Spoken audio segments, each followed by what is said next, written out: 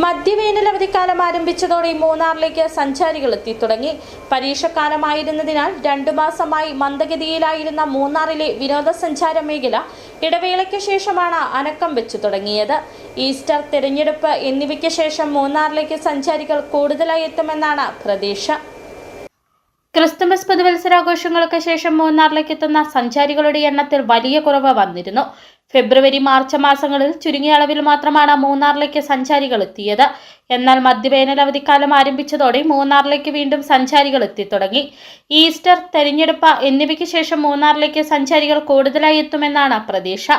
മൂന്നാറിലെ പ്രധാന വിനോദസഞ്ചാര കേന്ദ്രങ്ങളായ Rajamala, Mattupetty, Kundala, top station, hydel park, botanical garden തുടങ്ങിയ സ്ഥലങ്ങളിലൊക്കെയും സഞ്ചാരികളുടെ തിരക്ക് ആരംഭിച്ചിട്ടുണ്ട്. വരയാടുകളുടെ പ്രജനന കാലത്തെ തുടർന്ന് അടച്ചിട്ടിരുന്ന രാജമല തുറന്ന ആദ്യ ദിവസം 1227 പേർ പാർക്ക് സന്ദർശിച്ചു. അതേസമയം ടൂറിസം മേഖല ഈ സീസണിൽ ചില പ്രതിസന്ധികളും നേരിടുന്നുണ്ട്.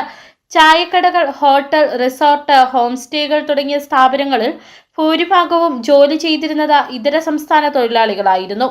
തമിഴ്നാട്, ബംഗാൾ, അസം എന്നീ സംസ്ഥാനങ്ങളിൽ തെരഞ്ഞെടുപ്പ് നടക്കുന്നതിനാൽ SIRൽ പേര് ചേർക്കുന്നതിനും വോട്ട് ചെയ്യുന്നതിനുമായി ജീവനക്കാർ കൂട്ടത്തോടെ നാട്ടിലേക്ക് മടങ്ങിയതോടെ പല സ്ഥാപനങ്ങളുടെയും പ്രവർത്തനം അവതാളത്തിലായി.